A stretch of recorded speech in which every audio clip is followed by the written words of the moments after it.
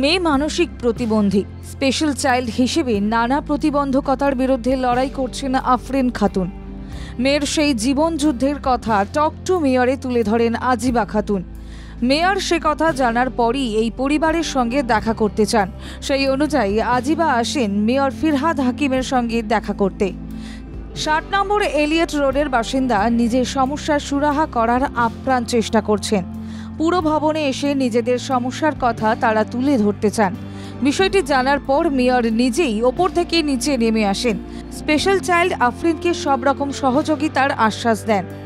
Physically handicap যেটা বলা হয় স্পেশাল চাইল্ড, ক্যান্সার পেশেন্ট আজকে জানলাম।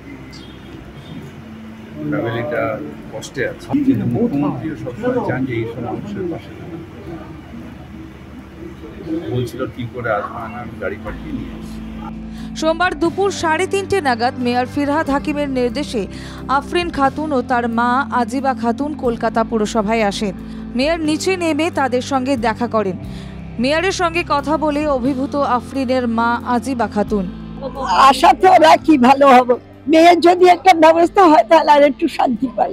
নিজে ক্যান্সার রোগী কোনদিন শেষ হয়ে যাবে ঠিক নেই তো।